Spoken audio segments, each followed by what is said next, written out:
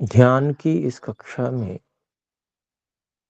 ध्यानावस्थित होने के लिए हम सर्वप्रथम अपने अभ्यास किए हुए आसन को लगाएंगे। जिन्होंने बहुत अधिक अभ्यास नहीं किया है वे सामान्य रूप से जैसे पालथी मारकर बैठते हैं उस प्रकार से बैठेंगे।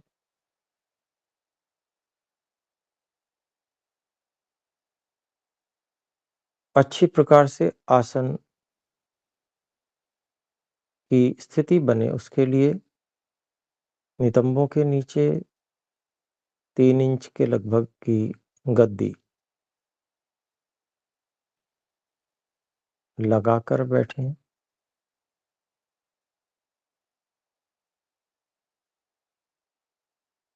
ऐसा करने से नितंब कुछ पीछे की ओर और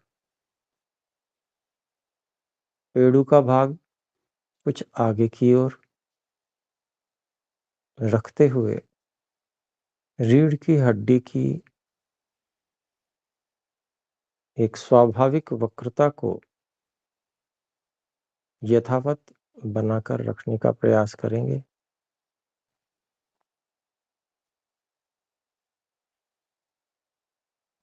इससे अत्यंत सावधान मुद्रा बनती है।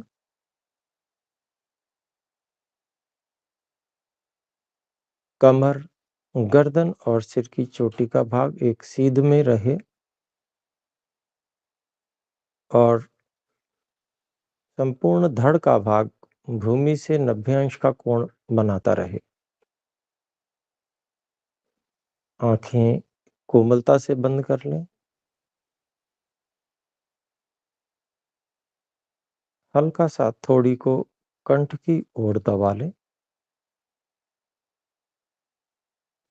ये भी अत्यंत सावधान रहने में हमारी सहायता करेगा।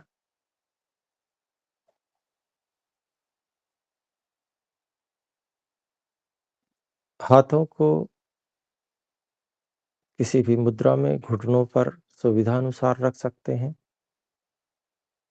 अथवा अंजलि बनाकर गोदी में भी रख सकते हैं।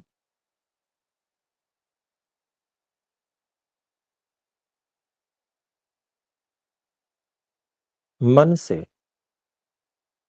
स्थूल शरीर को धारण करने के लिए संकल्प करें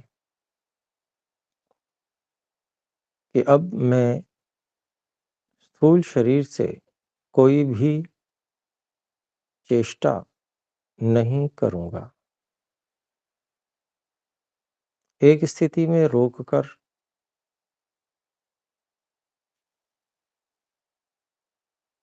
शरीर की सभी गतिविधियों को विराम दे दिया है। श्वास और प्रश्वास अपनी स्वाभाविक गति से चल रही है।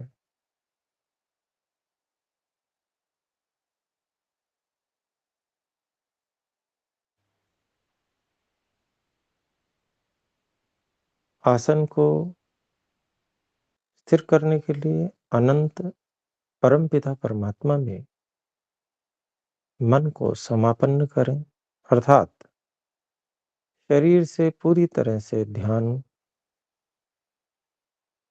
हटाने के लिए मन को ईश्वर में लगा दें। हे ईश्वर, आप सर्वत्र व्यापक, दूर से दूर, निकट से निकट, सर्वत्र कण कण में और जहाँ कण कण नहीं है वहां भी आप विद्यमान हैं अनंत तक। जहाँ तक मन की वृत्ति पहुँच सकती है, सर्वत्र आप और आपकी महिमा विद्यमान है। हे परमात्मा, मैं आपको समर्पित हूँ। जो कुछ भी मन में विचार कर रहा हूँ, हे ईश्वर, आपको समर्पित है वह। आपको दिखाने, आपको सुनाने के लिए ही ये सब विचार हैं। हे परमात्मा, आप सुनिश्चित रूप से मुझे देख, सुन और जान रहे हैं।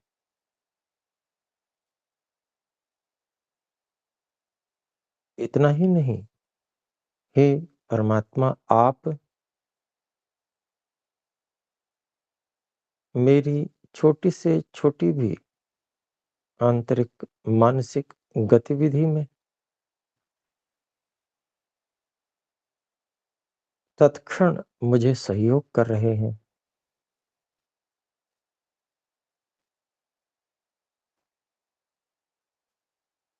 यहाँ तक कि मुझे आप धारण किए हुए हैं। हे प्रभु,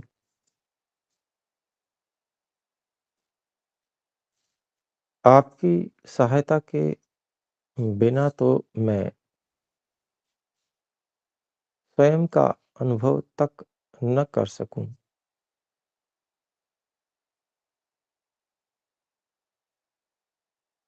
मुझे स्वयं के अनुभव को बनाने के लिए भी, हे परमात्मा, आप मेरी सहायता कर रहे हैं।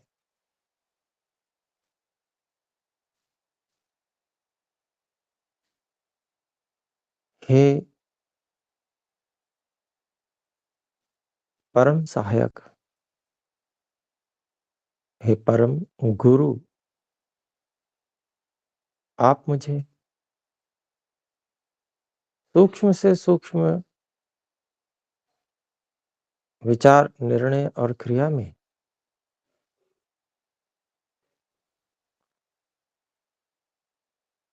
सहयोग देते हैं, मेरा मार्गदर्शन करते हैं। जब भी मैं कुछ अच्छा करने का निर्णय कर रहा होता हूँ, तब आप तुरंत मेरा आनंद, मुझ में उत्साह और निर्भयता अनुभव कराते हैं। ये आपका मार्गदर्शन है। और जब भी मैं कुछ गलत, बुरा, हानिकारक निर्णय लेने के लिए विचार कर रहा होता हूँ, तभी आप अंदर से मुझे भय, शंका, लज्जा अनुभव करा के मुझे गलत मार्ग से रोकते हैं। हे परमात्मा, सर्वत्र अनंत शक्ति संपूर्ण प्रकृति और प्राकृतिक साधनों का संचालन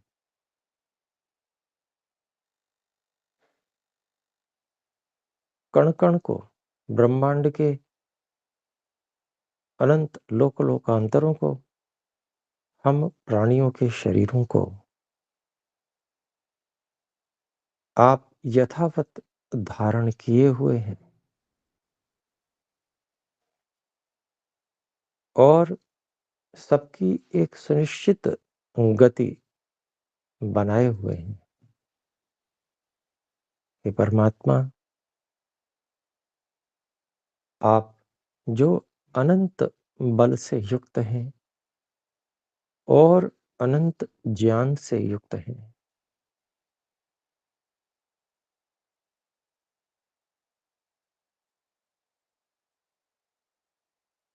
और इस अपने अनंत ज्ञान और बल का हम जीवात्माओं के लिए, परोपकार के लिए पूर्ण रूप से हमारी आवश्यकता अनुसार उपयोग कर रहे हैं।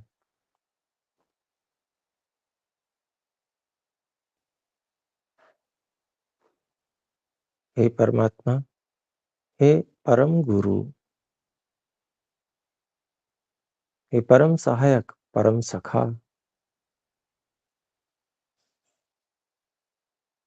हे परम पिता, सर्वरक्षक, मैं आपको बारंबार नमन करता हूँ।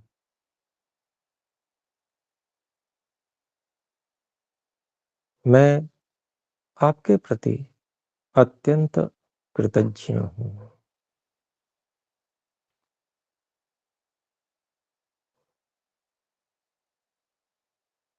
हे परमात्मा, आपके प्रति समर्पित होने से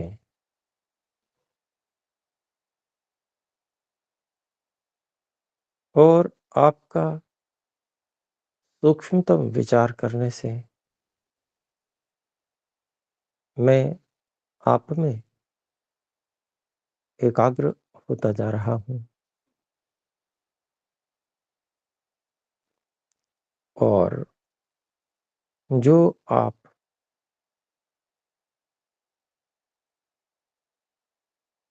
प्रत्येक वस्तु को और व्यक्ति को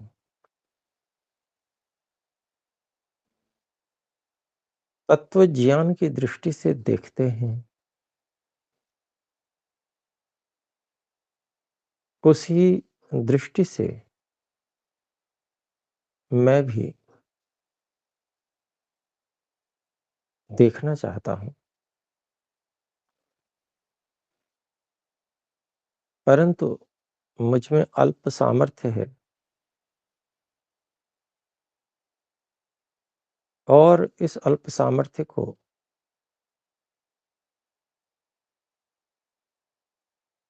कुछ सामर्थ्यवान बनाने के लिए आपने मुझे प्रकृति से बने हुए ये साधन प्रदान किए हैं।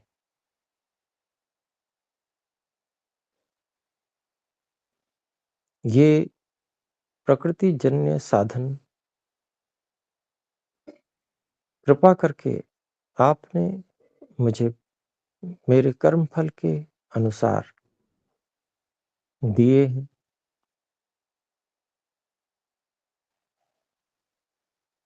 और मैं इनका उपयोग सदुपयोग करूं, ऐसी आपकी सदा प्रेरणा रहती है।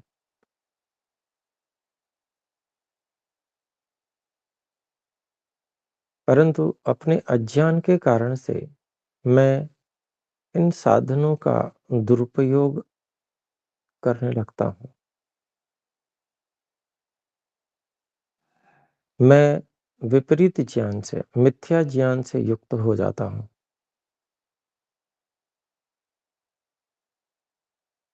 जो वस्तु जैसी है उसको वैसा न देखकर उससे उल्टा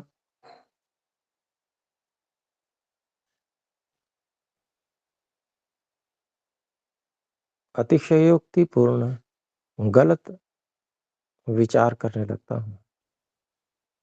इस कारण से हे परमात्मा, मैं गलत कार्य में भी प्रवृत्त हो जाता हूँ।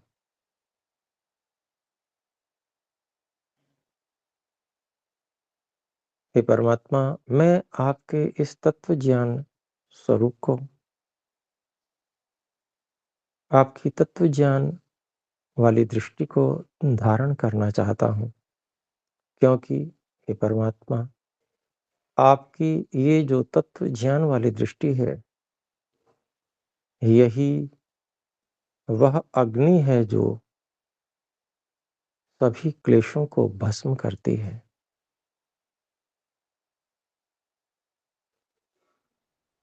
ओम आपका मुख्य निज नाम है। आप सर्वरक्षक हैं और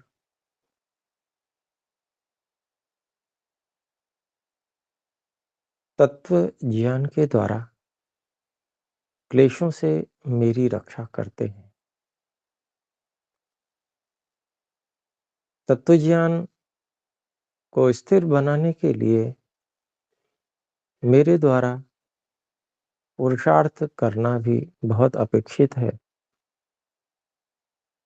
क्योंकि आपका तो स्वभाव है कि जो आपके दिए हुए साधनों का सदुपयोग करके परिश्रम करता है, उसी की आप और भी विशेष सहायता करते हैं। इसलिए हे परमात्मा, मैं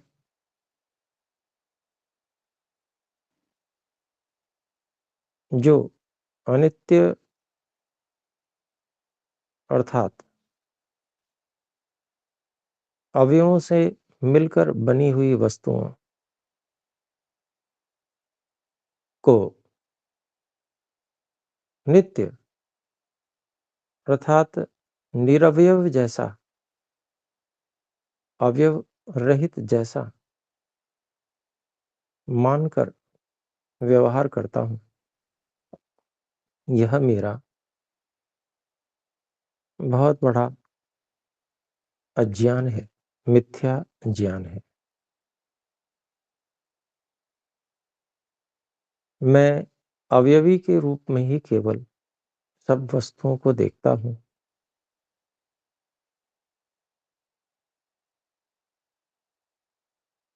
जबकि वह अवयवी कभी अपने अवयवों में विभक्त था, अपने स्वरूप में नहीं आया था। अवयवों को हे परमात्मा आपने विशेष संयोजन में, संरचना में बनाया, तब वह अवयवी रूप में शरीर इत्यादि सामने आए और एक समय के पश्चात ये अवयवी में जो विशेष संरचना में अवयव जुड़े हुए हैं, ये अवयव भी पुनः इस व्यवस्था को छोड़ देंगे और ये अवयवी इस रूप में नहीं रहेगा।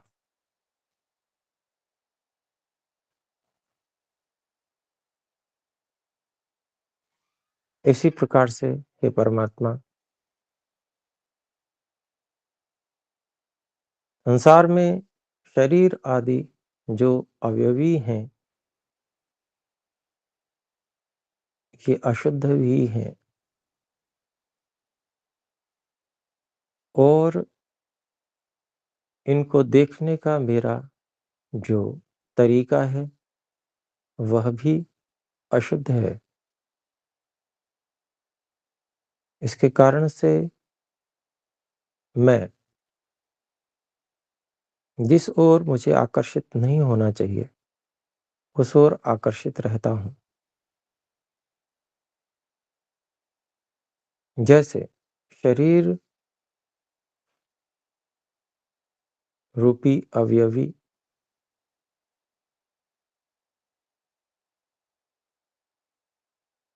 दुर्गंध आदि वाले पदार्थों से सदा युक्त रहता है। यह शरीर कभी भी पूरी तरह से शुद्ध नहीं हो सकता। हम इसको ऊपर-ऊपर से सफाई करने का प्रयास करते हैं, जिससे कि इसमें से दुर्गंध, गंदगी वो अन्यों को अनुभव में ना आ पाए और व्यवहार ठीक से चलता रहे। परंतु इस सामान्य व्यवस्था को जब हम मिथ्या ज्ञान की दृष्टि से देखने लगते हैं, तो हमको यह गंदा शरीर, दुर्गंध वाला शरीर, पवित्र सा और बड़ा चाहने योग्य, सुंदर लगने लगता है। हे परमात्मा, हम इसको बहुत अच्छा समझकर अन्य शरीरों की निकटता, अत्यधिक निकटता प्राप्त करने के लिए उत्सुक हो जाते हैं। इसी मिथ्या ज्ञान के चलते हम शरीर में से वीर्य आदि धातुओं का अधःगमन, अधःपतन, दुर्गति कर डालते हैं, जिस कारण से शरीर में सामर्थ्य न्यून हो जाती है। सामर्थ्य के न्यून होने से हम कभी भी, हे ईश्वर, आपके द्वारा दिए गए विज्ञान को प्रकट नहीं कर सकते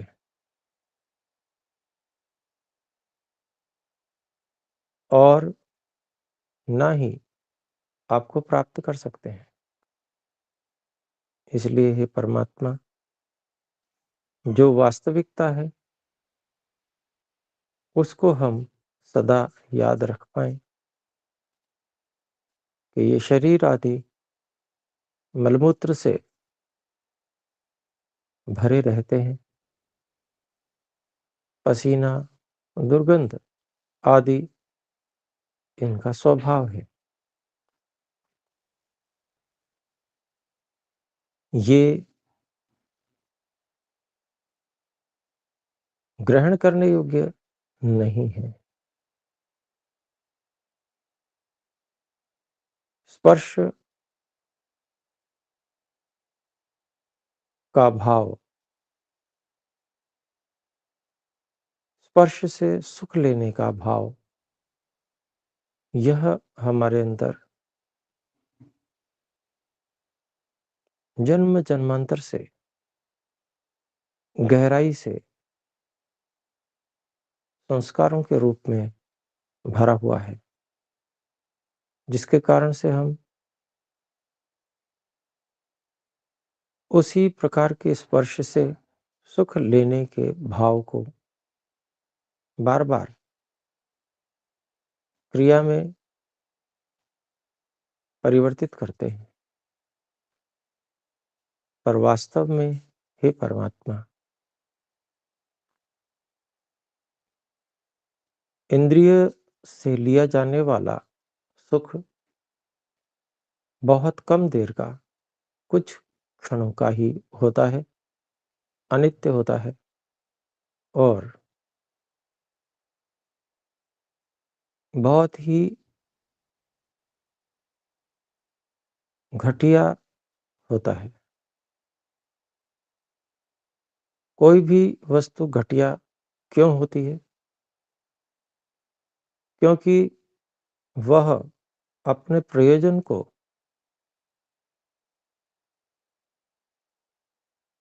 पूरा नहीं करती, बल्कि जितना प्रयोजन सिद्ध करती है, उससे अधिक वो हानि करती है। वही चीज़ घटिया होती है। इसी प्रकार से ये इंद्रियों से मिलने वाला सुख भी, स्पर्श आदि से मिलने वाला सुख भी, सुख से अधिक दुःख उत्पन्न करता है। अर्थात हमारे योगाभ्यास के अवसर समाप्त कर देता है, हमारी उन्नति के अवसर समाप्त कर देता है। शरीर में वीर्य आदि धातुएँ ओज को उत्पन्न करके जिस बौद्धिक क्षमता को प्राप्त कराते हैं, जिससे कि सूक्ष्मतम विषयों को समझा जा सकता है और आनंद लिया जा सकता है। ज्ञान के आनंद से हम वंचित रह जाते हैं। तो इसलिए स्पर्श आदि में सुख का मानना अत्यंत हानिकारक है, क्योंकि क्षणिक और घटिया क्वालिटी के सुख को प्राप्त करने से हम बहुत बड़े आनंद से वंचित रह जाते हैं। इसके अलावा स्पर्श आदि इंद्रियों के सुख को लेने से शरीर की सामर्थ्य कम हो जाने से, ऋतुएं परिवर्तित होने पर शरीर में उन परिवर्तनों को सहन करने की सामर्थ्य भी कम हो जाती है। इसके कारण से विभिन्न रोग शरीर में लग जाते हैं, जो कि बहुत दुखदाई होते हैं। इसलिए हे परमात्मा, हम जो इन स्पर्श इंद्रिय आदि से सुख लेने का भाव है, जन्म जन्मांतर के संस्कार बने हुए हैं, इनको घटिया, बहुत ही बेकार मानकर इनको त्याग कर सकें, ऐसी हे परमात्मा हम पे कृपा कीजिए।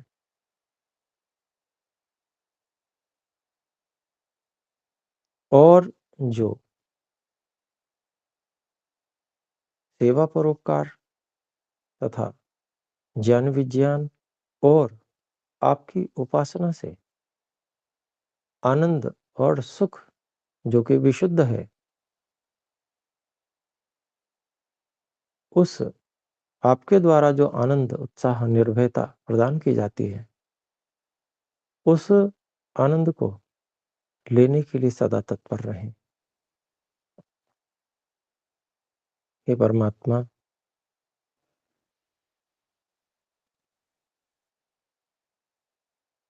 इंद्रियों के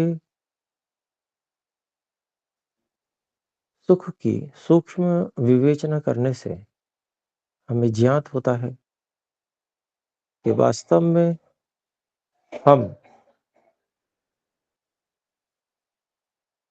जो चेतन हैं, ये तो हम दृष्टा मात्र हैं। इंद्रियों का जो भी सुख है, वह मन और बुद्धि तक ही सत्व गुण के उभरने के कारण से पहुंचता है।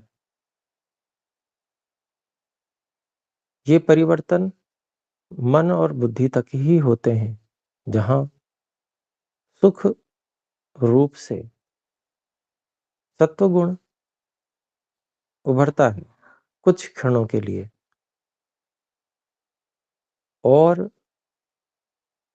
सत्वगुण के उभरने रूप इस परिवर्तन को हम दृष्टा मात्र होकर देखते रहते हैं। और इससे ही हम बहुत सुखी हैं, बहुत आनंदित हैं, ऐसा मान लेते हैं। परंतु वास्तव में हम तो दृष्टा मात्र हैं और जितने भी स्पर्श आदि ये सुख हैं, ये शरीरों की अपेक्षा से हैं। जैसे मनुष्य शरीर है, तो स्त्री और पुरुष उनमें ही आकर्षण होगा और एक दूसरे को स्पर्श करके वे सुख का अनुभव करेंगे। इसी प्रकार से अन्य शरीर होंगे तो उसमें जो नर और मादा होंगे, उनके स्पर्श से वो क्षणिक सुख का अनुभव करेंगे। तो ये स्पर्श का जो इंद्रिय इंद्रियजन्य सुख है और अन्य भी प्रकार के सुख हैं, खाना-पीना इत्यादि, वे भी शरीर के अनुसार होते हैं। शरीर तो बदलते रहते हैं। कभी मनुष्य शरीर, तो कभी गाय का शरीर। गाय का शरीर मिलता है तो हरी-हरी घास अच्छी लगती है। मनुष्य शरीर मिलता है तो मनुष्य शरीर में जो भोजन होता है वो अच्छा लगता है। तो इसलिए हे परमात्मा, ये जितने भी इच्छाएँ, अपेक्षाएँ ये शरीर के संयोग से उत्पन्न होने वाली हैं। मेरी इस शरीर से भिन्न जो मैं आत्मा हूँ, मेरी ये स्वाभाविक इच्छाएँ नहीं हैं। मैं शरीर आदि प्राकृतिक वस्तुओं से बिल्कुल भिन्न आत्मा हूँ। ये शरीर एक जड़ पदार्थ है। शरीर में जो व्यवस्था बनी हुई है, उस व्यवस्था के आधार पर, हे ईश्वर, आपके द्वारा बनाई हुई व्यवस्था के आधार पर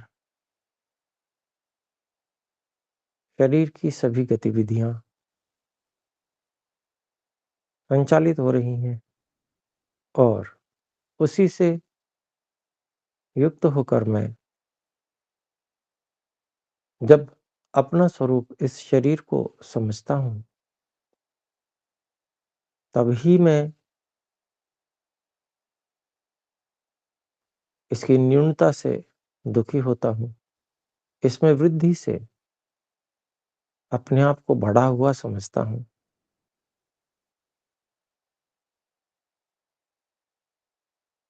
वास्तव में हे परमात्मा, मैं जो सूक्ष्म आत्मा, चेतन, जानने की शक्ति वाला, न मुझ में रूप है, न मुझ में रस है, न मुझ में गंध है, न मुझ में स्पर्श है। मैं इन सब का दृष्टा हूँ। मैं इन सबको अनुभव करने की क्षमता मात्र हूँ। अदृश्य हूँ, अगंध्य हूँ, अस्पृश्य हूँ, अरस्य हूँ, अशब्द्य हूँ।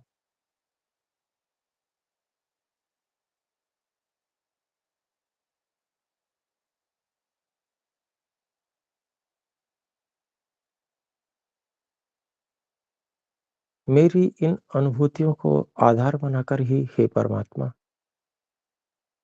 आपने ये साधन मुझे प्रदान किया है, जिससे कि मैं संसार की बड़ी-बड़ी वस्तुओं को अनुभव कर पाऊँ। मेरी अनुभूति की क्षमता इन साधनों को देकर हे परमात्मा आपने बहुत बढ़ा दी है। हे ईश्वर, उसके लिए मैं आपका कोटि-कोटि धन्यवाद करता हूँ। आपको कोटि-कोटि नमन करता हूँ, बार-बार नमन करता हूँ। परंतु हे परमात्मा, आपने जिस प्रयोजन से ये साधन मुझे प्रदान किया है, मैं उस प्रयोजन को भूलकर इस साधन का दुरुपयोग करने लगता हूँ। मेरी इस भूल को मैं अब समझ रहा हूँ और अब मैं मन में संकल्प करता हूँ कि हे परमात्मा, आपके दिए हुए इन साधनों का मैं आपकी आज्ञा पालन में ही प्रयोग करूँगा। आपने जिस प्रयोजन से ये साधन दिए हैं, केवल उन प्रयोजनों में ही मैं इन साधनों को लगाऊँगा। आपने ये साधन मुझे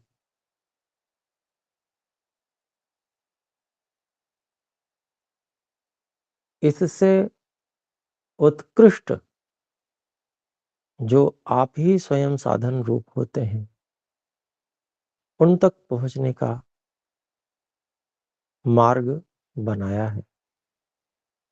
अर्थात यदि हम आपके दिए हुए इन प्राकृतिक निकृष्ट साधनों का सदुपयोग करते हैं, अर्थात इनमें जो सुख के साथ दुख भी है, उसको समझकर इसके सुख-दुख के चक्कर में न पड़ के इनको आपकी आज्ञा पालन के अनुसार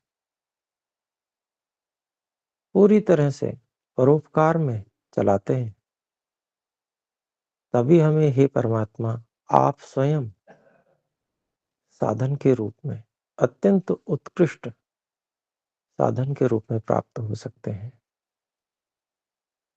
जब तक हम इन साधनों का परोपकार आदि कार्यों में सदुपयोग न करें, तब तक हमारी योग्यता ही आप जैसे अत्यंत उत्कृष्ट साधन को प्राप्त करने की नहीं हो सकती। इसलिए अब हम अपने कर्म और भोग का विवेचन करके कर्म को प्रधानता देंगे और भोग तो केवल इसलिए कि जिससे आपके दिए हुए साधन भली प्रकार से चलते रहें। हे परमात्मा,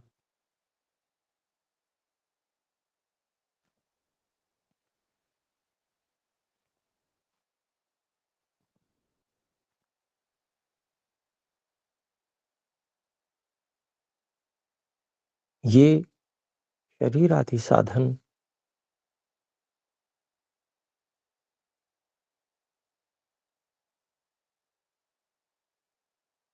क्योंकि पृथ्वी, जल, अग्नि, वायु और आकाश पंच तत्वों से मिलकर बने हैं। इसलिए इन्हीं तत्वों से ये ऊर्जा और शक्ति प्राप्त करते हैं और इनका समुचित उपयोग ही हमारा भोग है। इससे अधिक का आवश्यकता से अधिक का उपयोग करना वह हमारे लिए रोग और दुरुपयोग की श्रेणी में आएगा। रोग उत्पादक होगा और दुरुपयोग की श्रेणी में आएगा। और केवल जितना आवश्यक है, उतना उपयोग अपने लिए और शेष जो कुछ भी हे परमात्मा आपने प्रदान किया है, उसको परोपकार में लगा देना। कुछ अपने परिवार के लिए, जो परिवार आपने हमें प्रदान किया है, जहाँ जन्म दिया है शरीर, और शेष उनके भी जितना सदुपयोग हो सकता है, उतना वहाँ उपयोग, और शेष को अन्य सभी जो योग्य प्राणी हैं, यथा योग्य उनको मैं भी वो वितरण कर दूं, जैसे कि आप करते हैं।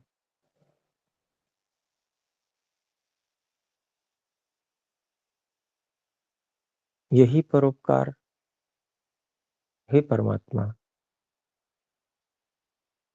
मुझे आपकी मित्रता में रखेगा, क्योंकि आप भी परोपकारी हैं। और जब मैं आपके समान गुण वाला हो जाऊंगा, तभी तो आप मुझे अपनी शरण प्रदान करेंगे। इसलिए हे परमात्मा,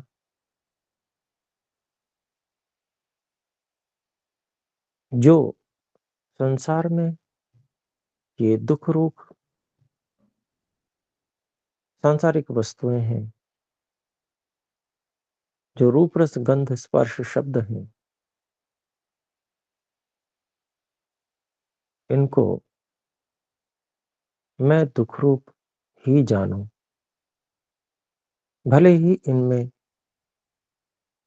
काम चलाने के लिए आपने सुख की व्यवस्था भी की है, कि जिससे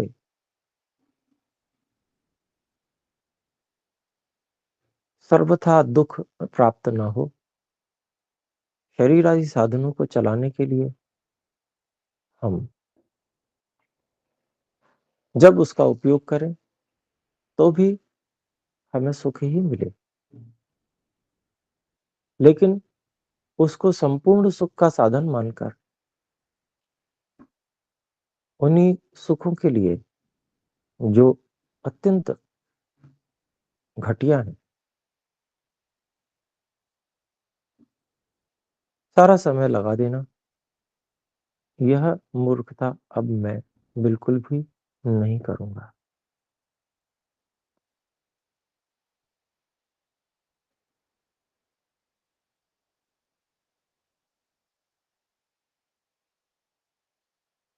बल्कि इनको, इनमें जो थोड़ा सुख भी है, उसे दुख रूप मानकर, हेय समझकर न्यूनतम उपयोग करूंगा। और जो आप आनंद स्वरूप हैं, जो सच में वास्तव में आनंद है, जो निरंतर आनंद है, जो सारे दुखों से रहित आनंद है, ऐसे आपके आनंद को पाने के लिए सदा प्रयासरत रहूंगा। हे परमात्मा, इंद्रिय विषयों के अलावा यह जो आंतरिक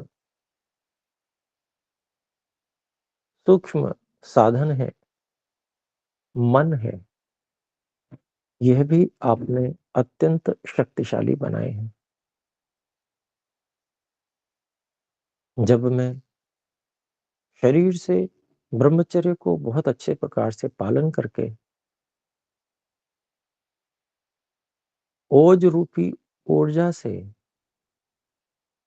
मन को शक्ति देने के लिए पूरी तरह से तैयार करता हूँ, तब हे परमात्मा, आपके द्वारा भरी गई मन में जो शक्तियां हैं, वो प्रकट होने लगती हैं।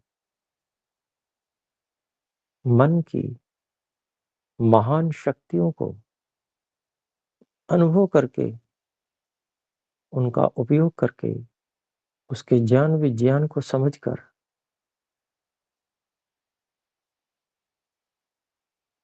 मैं बाहरी रूप रसगंध स्पर्श शब्द इनसे दूर हो सकता हूँ। क्योंकि मन अत्यंत सूक्ष्म और साथ में अत्यंत शक्तिशाली भी है।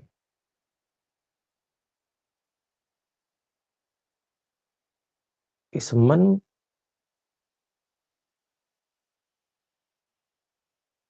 की महान शक्तियों से हे परमात्मा मेरा परिचय कराएं।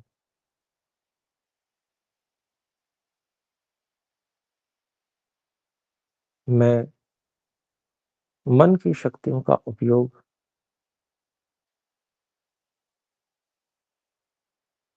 करना चाहता हूँ, परंतु हे परमात्मा मन भले ही भूत भौतिक नहीं है, पृथ्वी जल अग्नि वायु आकाश से नहीं बना हुआ है, परंतु यह स्थूल शरीर से, अन्न आदि से ऊर्जा अवश्य प्राप्त करता है।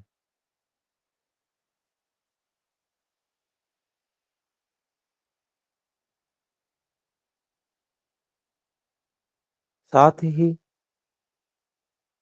यह प्रकृतिजन्य है, अर्थात इसमें सत्व, रज और तम ये तीनों हैं। इसमें कभी सत्व प्रधान हो जाता है तो मैं सुख का अनुभव करता हूँ, कभी रजो प्रधान हो जाता है तो मैं कष्ट का, दुख का अनुभव करता हूँ, कभी तमो प्रधान हो जाता है तब मैं अज्ञान का, मूढ़ता का अनुभव करता हूँ। हे परमात्मा तीन परिस्थितियों में से, सत्व की, रज की और तम की, तीन परिस्थितियों में से मेरे अनुकूल केवल एक ही परिस्थिति है, क्योंकि ये तीन गुणों से मिलकर बना है, इसलिए इसमें सदा एक स्थिति रहना संभव नहीं है। चाहे मैं कितना भी प्रयास करूं, तब भी मैं सदा सत्व को इसमें उभारे नहीं रख सकता।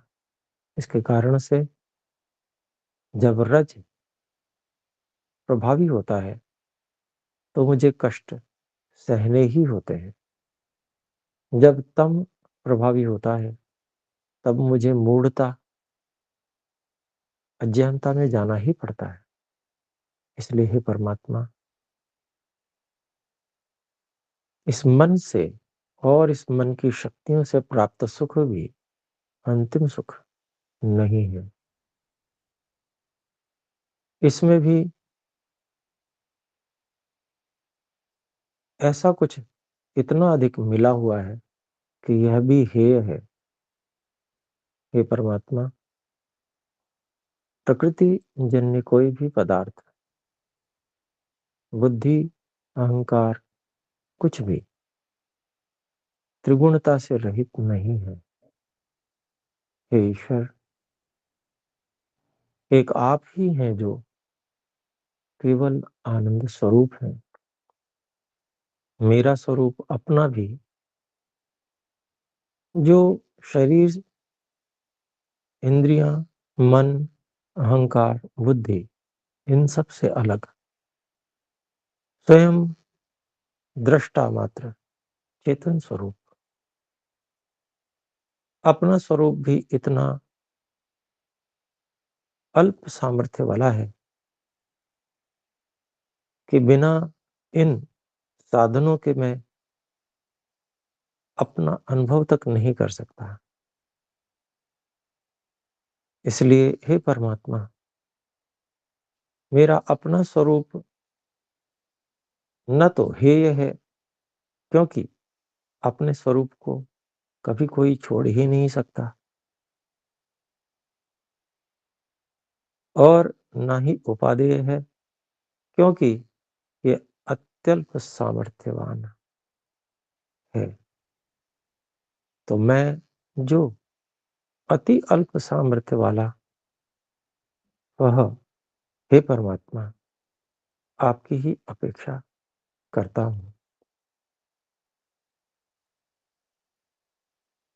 जो आप सर्वव्यापक,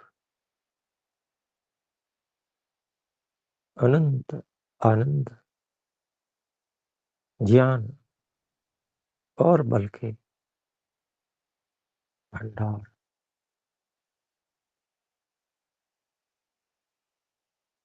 निरंतर एक रस आनंद ही आनंद।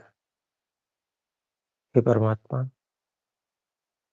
बस यही आपकी शरण मुझे अपेक्षित है। मुझे अपनी शरण में ले लीजिए। ओम। ओम।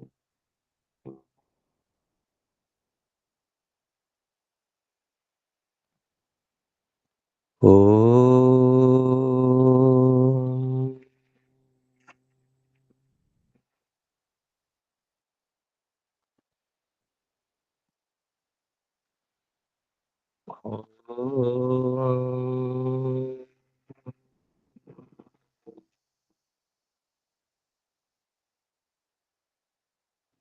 हे परमात्मा, हे सर्वरक्षक, मेरे अपने बनाए हुए कुसंस्कारों से ही मेरी रक्षा कीजिए। मुझे तत्वज्ञान से युक्त रखने में मेरी सहायता कीजिए। हे परमात्मा, मैं आपके द्वारा दिए जाने वाले आनंद, उत्साह, निर्भयता को बहुत ही अच्छी प्रकार से पहचान सकूं।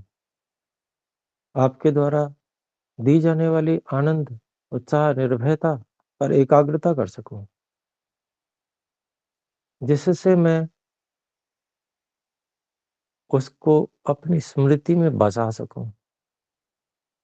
क्योंकि हे ईश्वर, आपके द्वारा दिया गया यह आनंद, उत्साह, निर्भयता, यही मेरे लिए अभी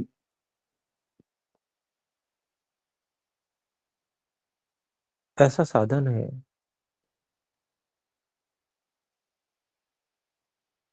ऐसा सहारा है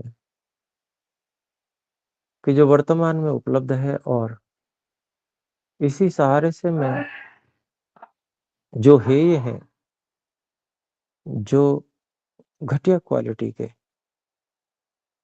सुख हैं, उनसे बाहर आ सकता हूँ। उनको हेय मान के छोड़ सकता हूँ। इसलिए हे परमात्मा, मेरी सहायता कीजिए कि मैं आपके द्वारा प्रदान किए जाने वाले आनंद, उत्साह, निर्भयता को जिस-जिस तरीके से हो सके, उस तरीके से प्राप्त कर सकूँ। मैं अपना जितना आपने मुझे बल दिया है साधनों का, उस सब का उपयोग मैं इसी खोज में लगा दूँ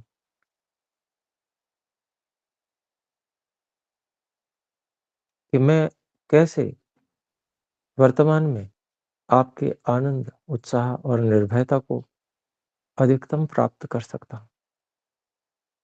क्योंकि हे परमात्मा, वर्तमान के जो इंद्रियों के तीव्र सुख हैं, क्षणिक होते हुए भी ये अत्यंत वेग से मुझे आकर्षित करते हैं।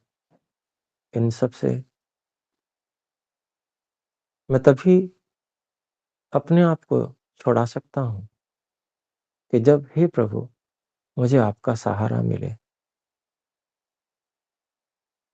और मुझे तो आपके द्वारा क्षण-क्षण में दिए जाने वाले आनंद, उत्साह और निर्भयता की बहुत ही अधिक आवश्यकता है।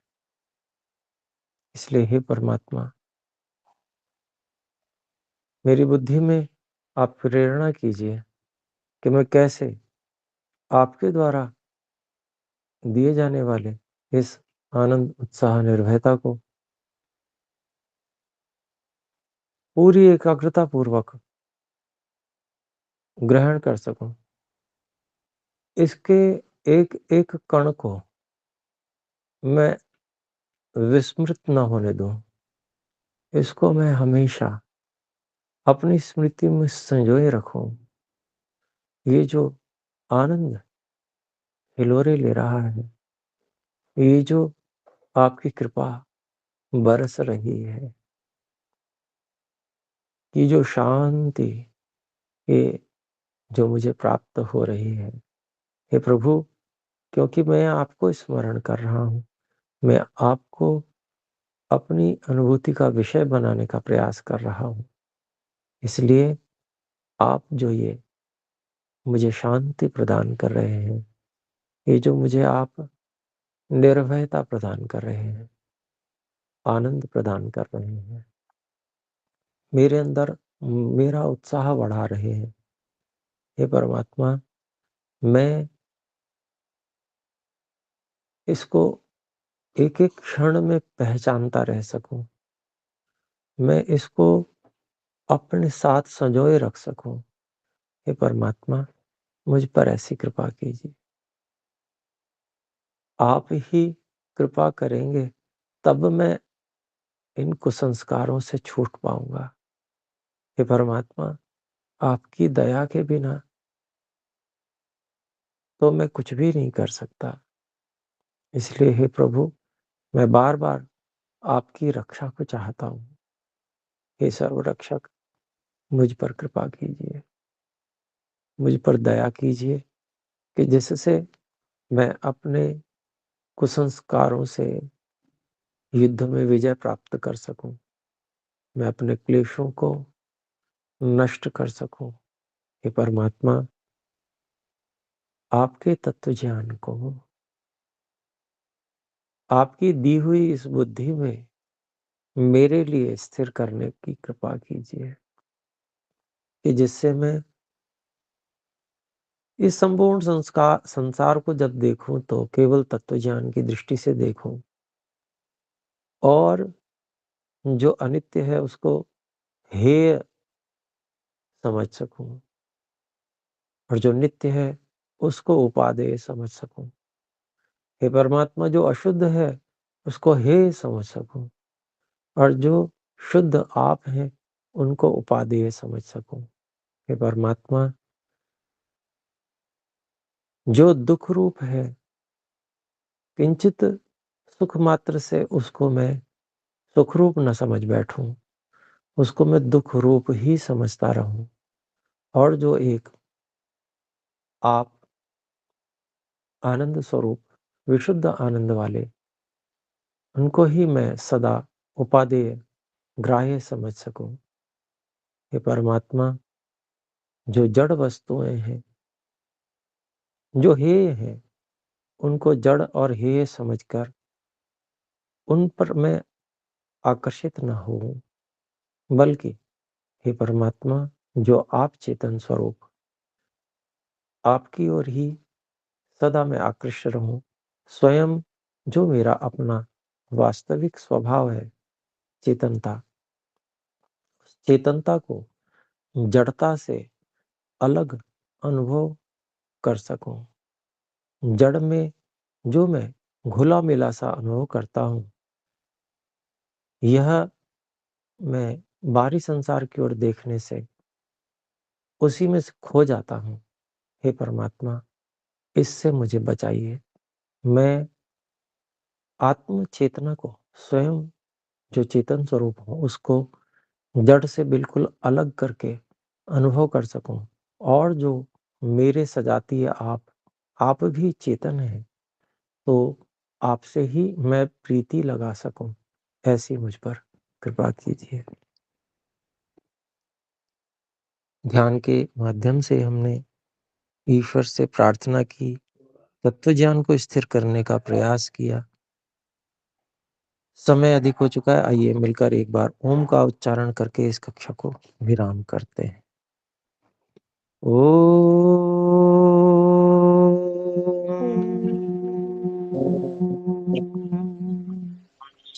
सभी को सादर नमस्ते जी।